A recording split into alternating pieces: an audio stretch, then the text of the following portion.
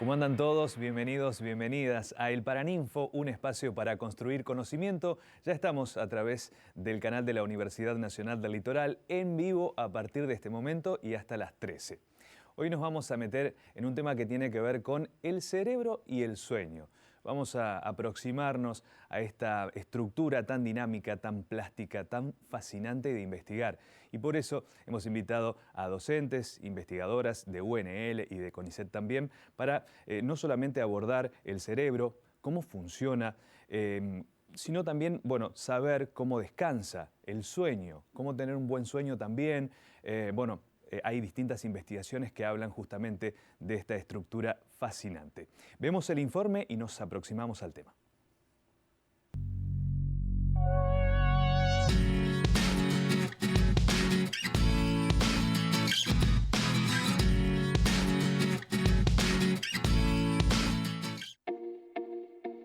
El cerebro es la estructura más compleja y enigmática del universo.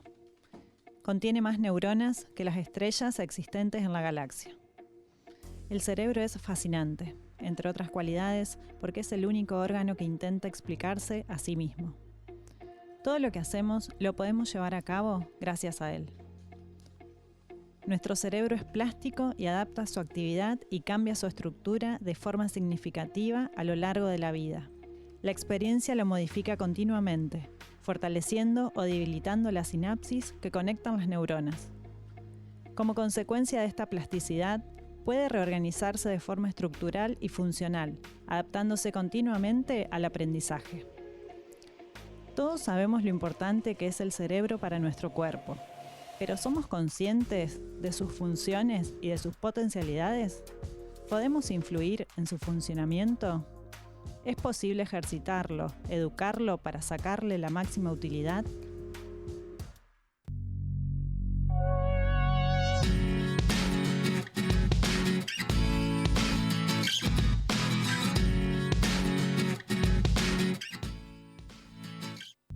Sus potencialidades, cómo es su estructura y también el sueño. Es justamente el elemento importante aquí para tener buena salud física y mental también. Y estamos con invitadas, les agradecemos por acercarse aquí al estudio de Litus, aquí en el edificio Ética. Está con nosotros Ana Paula García, investigadora del Instituto de Salud y Ambiente del Litoral, UNL CONICET. Ana Paula, bienvenida, muchas gracias. Muchas gracias. Bueno, estamos también con María Florencia Rossetti, docente investigadora del Instituto de Salud y Ambiente del Litoral también, UNL CONICET, y de la Facultad de Bioquímica y Ciencias Biológicas de UNL. María Florencia, bienvenida. Muchas gracias. Muchas gracias. Y también Antonella Vera, ella es doctora, médica, neuróloga, experta en medicina del sueño. Hola, muchas gracias por la invitación. Muchas gracias. Bueno, vamos a comenzar hablando del cerebro. ¿Cómo lo podemos definir? Antonella, como estructura, como elemento vital para nuestra vida, ¿no? Sí, el cerebro es una estructura, como se dijo, que es compleja, que tiene múltiples funciones y que lo que va a regir, digamos, en este caso es darnos lo que es el movimiento, aprendizaje, manejar nuestras emociones, nuestros impulsos. Va a actuar mucho en lo que es la movilidad, además va a controlar el ritmo de sueño-vigilia y bueno, básicamente va a influir muchísimo en nuestro comportamiento. Vamos a hablar también de sueño porque justamente están las investigadoras que estudian de cerca el tema, pero bueno, ¿cuáles son esas etapas? ¿Qué sucede durante el sueño? ¿Cómo funciona el cerebro durante el sueño? Inicialmente en la vigilia nosotros mantenemos un ritmo, que tenemos ritmo, generalmente lo vamos definiendo dependiendo de la frecuencia, y mientras estamos despiertos nosotros tenemos un ritmo alfa.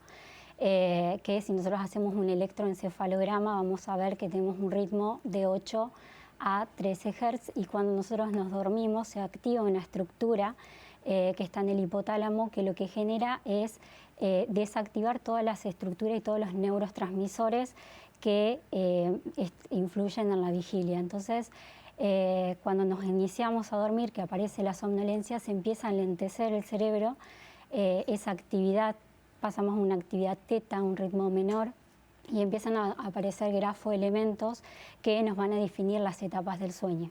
Generalmente el sueño, digamos, se clasifica en etapa de sueño REM y no REM.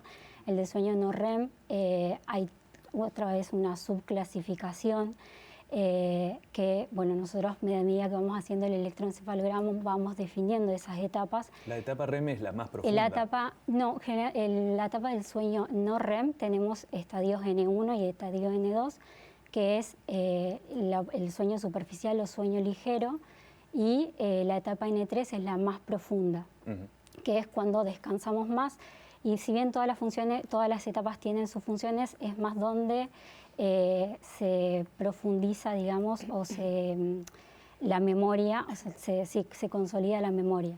Y la etapa del sueño REM es el de los movimientos oculares rápidos, que es cuando nosotros soñamos y bueno, se van generando, digamos, los sueños.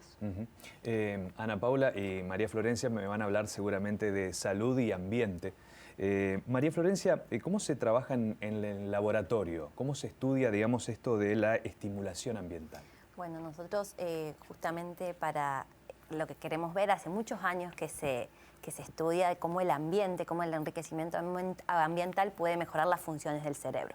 Nosotros para hacerlo trabajamos con modelos de animales, un modelo de roedores, y lo que hacemos con estos animales es justamente criarlos en un ambiente donde hay mucha estimulación cognitiva. Para eso utilizamos jaulas grandes, ponemos objetos de diferentes formas, tamaños, colores, también la estimulación motora, digamos, apuntamos a que hagan ejercicio voluntario con rueda giratoria y estimulación social.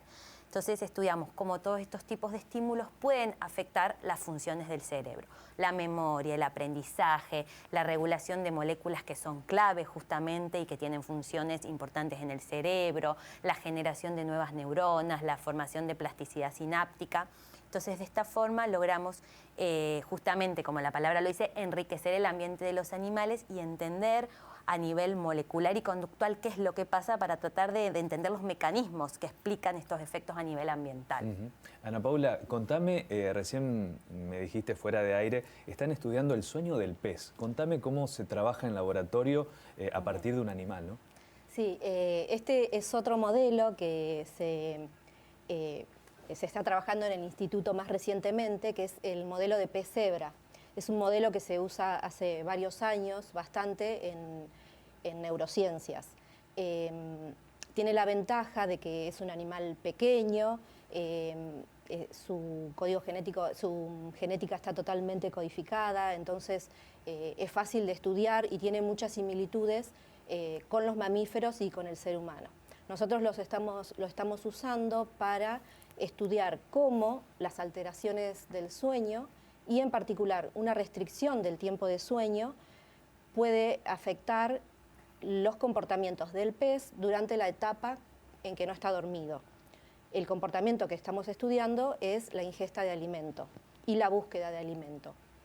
En particular a nosotros nos interesa poder encontrar cuáles son los sustratos neuronales, es decir, cuáles son las estructuras, qué tipo de neuronas se afectan cuando se produce esta restricción del sueño. Y entender cómo eso puede afectar el comportamiento posterior. Hay estudios, tanto en modelos animales como en humanos, que muestran la relación entre las alteraciones del sueño y la conducta de ingesta. Se ha visto que hay una mayor ingesta luego de una restricción del sueño y también una preferencia por alimentos más calóricos. Esto puede conducir al desarrollo de sobrepeso, obesidad y las enfermedades que están asociadas. Entonces, por eso es importante entender qué mecanismos están operando cuando un individuo no duerme bien. Nosotros estudiamos en el pez, es para entender los mecanismos, pero esto después se puede también extrapolar a mamíferos y a humanos. Claro, María Florencia, la finalidad del objetivo es estudiar a los animales para ver de qué manera por allí nos aproximamos al cerebro humano y cuáles son esos trastornos o cómo se puede estimular, ¿no? Exacto. Sí, en realidad, bueno, un poco en lo que respecta al humano, hay muchos trabajos también hechos en lo que es ambiente enriquecido en humanos, si bien nosotros trabajamos con modelos animales, pero, por ejemplo, todo lo que es estimulación cognitiva, se promueve la lectura, aprender cosas nuevas, por ejemplo, aprender un idioma nuevo, hacer crucigramas, todo lo que nos permita entrenar al cerebro a nivel cognitivo. También hacer ejercicio físico, hay trabajos que muestran cómo la actividad física, incluso actividades como el yoga, puede modificar estructuras del cerebro y promover, por ejemplo, mejorar la memoria en personas adultas. Y también nosotros estudiamos, aunque no lo mencioné ahí, el efecto de las dietas en el cerebro. Y también hay muchos trabajos en relación a eso de cómo el tipo de dieta, por ejemplo, dietas ricas en fibra, frutas, vegetales, cereales, el pescado, puede generar mejoras a nivel cognitivo. Sobre todo porque, bueno, uno de los mecanismos del que más se habla es cómo eso puede impactar en todo lo que es la microbiota intestinal, o sea, los microorganismos que están en el intestino, que pueden producir o promover la producción de neurotransmisores, neuromoduladores, metabolitos, que tienen un impacto directo en las funciones del cerebro. Así que todas esas cosas podrían ser, si uno lo piensa desde el punto de vista humano, todas actividades que uno podría hacer como para promover lo que es la salud a nivel del cerebro. Le pregunto a las tres, ¿qué sucede cuando el cerebro no descansa? La restricción del sueño, ¿cómo nos afecta en el momento, en el día y también a futuro, ¿no? Puede afectar, como decía, en el comportamiento de búsqueda de alimento, que también se relaciona con otros comportamientos relacionados al placer, también, ya sea el alimento o el sexo, por ejemplo, también en los estados de ánimo, pero muchísimas funciones se ven afectadas cuando el tiempo de sueño es menor o el sueño no es adecuado. Seguramente hay cosas que te preguntan en un consultorio, por allí mismo algunos amigos en una charla te dicen, ¿cómo hago para que el cerebro funcione mejor? ¿Hay recomendaciones? Sí, lo que se recomienda, en realidad, bueno, con esto que estamos con el sueño, es tener un buen descanso, que se respeten los horarios de sueño, que no es lo mismo para un niño, para un bebé, para un adulto mayor o para un adulto, cada uno tiene sus recomendaciones. Nosotros como adultos tendríamos que cumplir de 7 a 8 horas diarias de sueño y que ese sueño sea mantenido y respetar mucho lo que es la higiene de sueño, tener rutinas de sueño, siempre tener horarios tanto para levantarse como para acostarse, tratar de mantenerlo durante los fines de semana. Bueno, esto más higiene de sueño, pero tratar de no tomar tantos estimulantes y no realizar tanta actividad física de 2 a 3 horas antes de acostarnos. Las pantallas hoy en día también están influyendo mucho y más que nada en los chicos, porque lo que hace las pantallas es bloquear la estimulación de la melatonina, que es la hormona que nosotros secretamos a medida que va llegando la noche. Entonces, si no mantenemos digamos, estas rutinas pueden afectar mucho el descanso. No logro conciliar el sueño, es una frase conocida. ¿Cómo adecuar el ambiente? Debe ser, digamos, hay cosas a tener en cuenta a la hora de pensar en la iluminación, dónde descanso, bueno, alejar las pantallas, imagino que son por allí cuestiones importantes. Justamente, como decía Jessica, las luces pueden hacer que nos afecten en el ritmo de sueño-vigilia, pero también, por ejemplo, comer comidas abundantes a altas horas de la noche también afecta en la capacidad después de conciliar el sueño. Está muy conectado el estómago con el cerebro, ¿no? Sí. Es una... Sí. En los últimos años incluso fue un boom de lo que es estudio de microbiota intestinal y microbiota intestinal, eje intestino-cerebro, porque se ha descubierto que la microbiota es fundamental para todo lo que es la función a nivel del cerebro y regula muchísimos mecanismos. Por eso incluso se hace también mucho hincapié en lo que es la dieta. Por ejemplo, una situación estresante también que te genera cambios a nivel de la microbiota puede desencadenar cambios a nivel del cerebro, la toma de antibióticos. Pero en los últimos años se le ha dado mucha importancia a lo que es la microbiota intestinal, porque incluso no solo a nivel de la salud del cerebro, sino que se ha visto que regula un montón de otras funciones. Así que, bueno, vamos a hablar de lo físico en general también y del cerebro, el sueño, la falta de sueño, trastornos de sueño. Venimos haciendo como digamos, un resumen, pero vamos a seguir con el tema. Vamos a compartir un corte y ya volvemos con las invitadas aquí en el Paraninfo.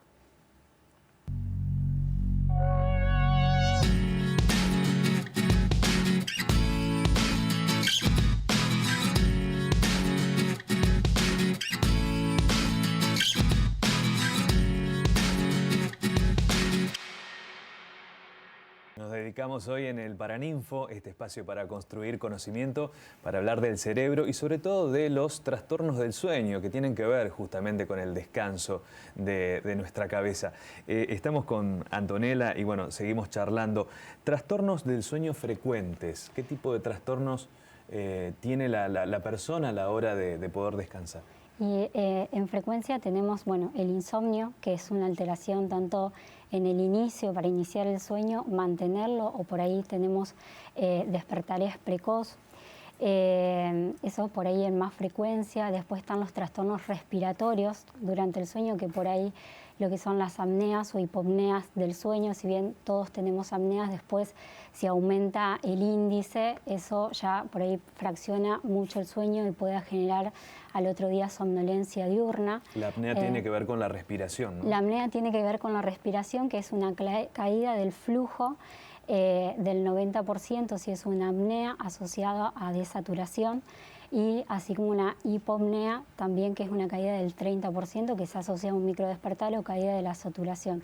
Eso más que nada generalmente se va asociado al ronquido, que es cuando el paciente por ahí ronca, viene respirando, hace la pausa respiratoria y luego se vuelve a despertar o hace un microdespertar. Eso por ahí nos fracciona bastante el sueño.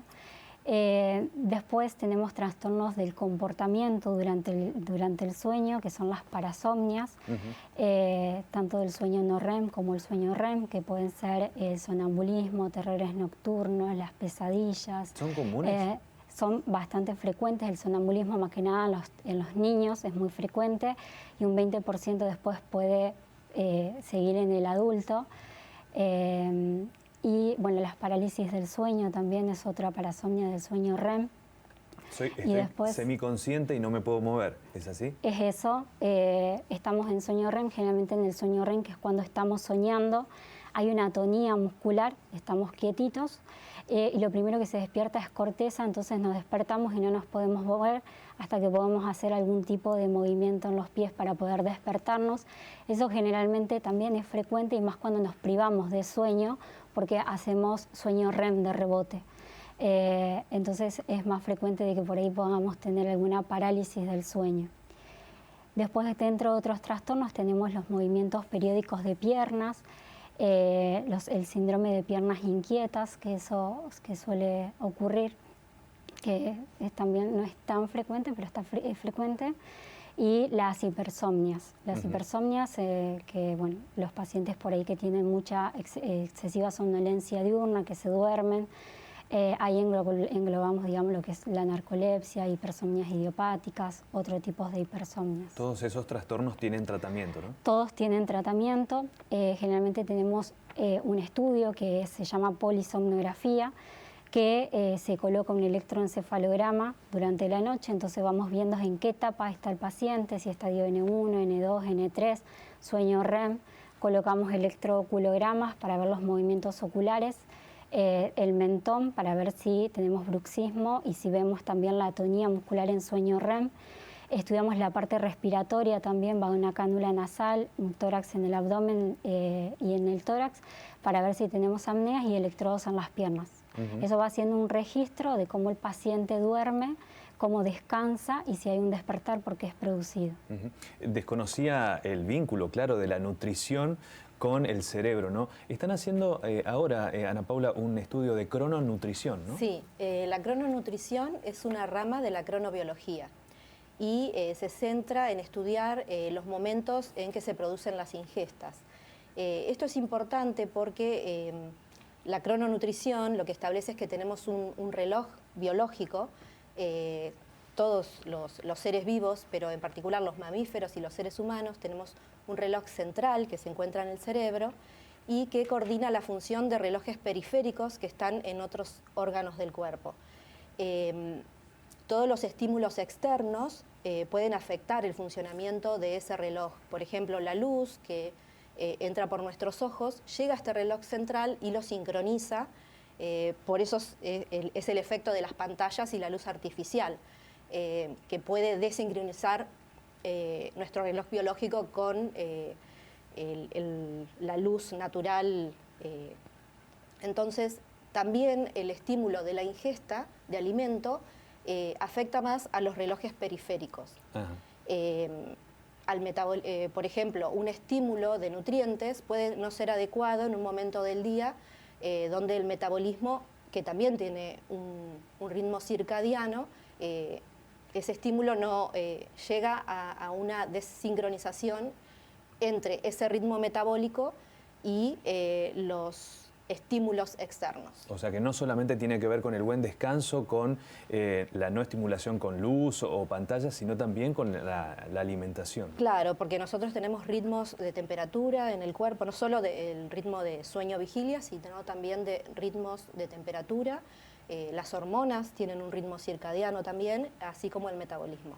Entonces, comer a altas horas de la noche, por ejemplo, o durante muchas veces al día, puede afectar nuestro ritmo circadiano y nuestra salud. Creo que el deseo de muchos es llegar lúcido a nuestros últimos días. ¿Cómo estimular el cerebro para que sea sano, activo? ¿Cómo estimularlo para que esté, digamos, de la mejor manera?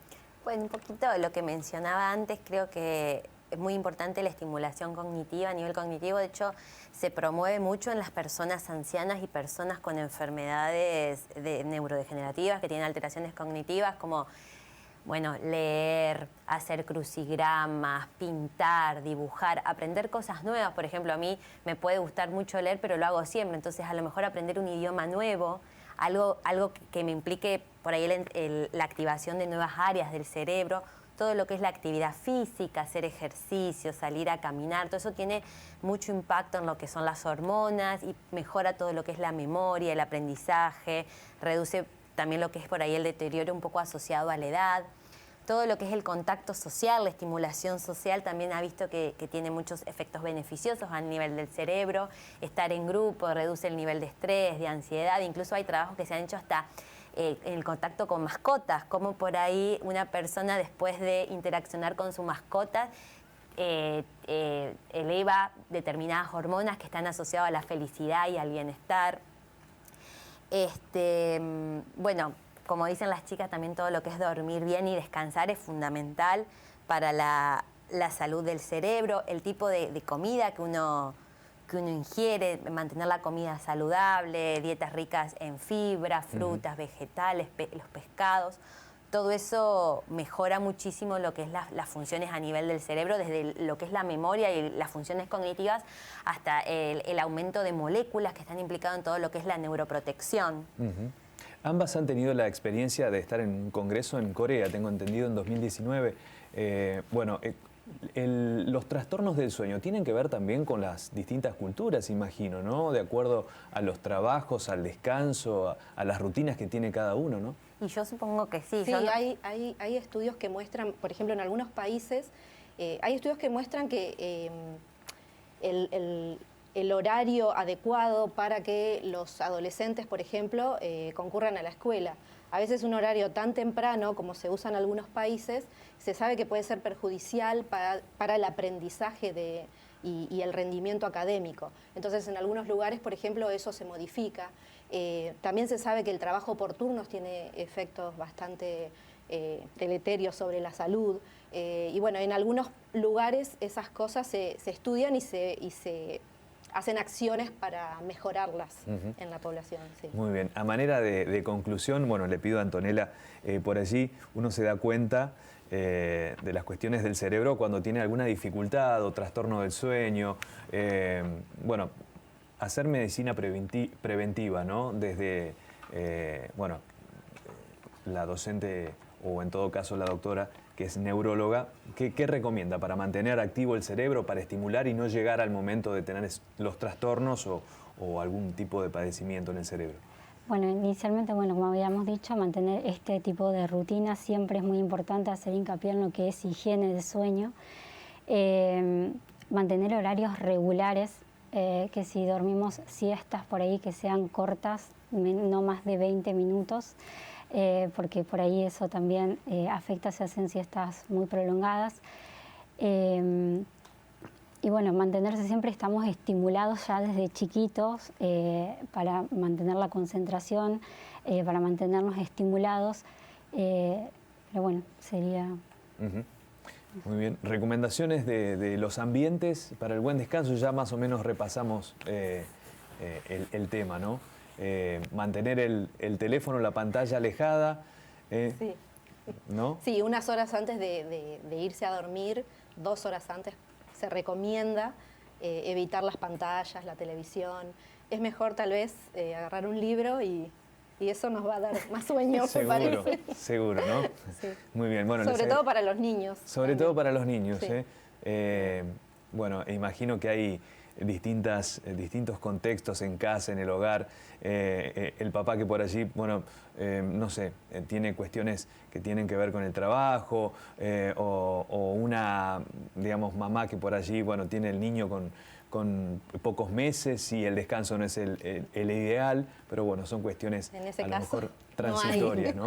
No hay receta. No hay receta. Les agradezco mucho el hecho de venir aquí a charlar de cerebro y sueño, los estudios que se están haciendo y por supuesto, bueno, recomendaciones para el buen descanso. Muchas gracias. Gracias por la invitación. Nosotros volvemos el viernes a las 12:30 aquí en la pantalla de Litus hasta las 13 a hacer el Paraninfo. Tengan ustedes buenas tardes.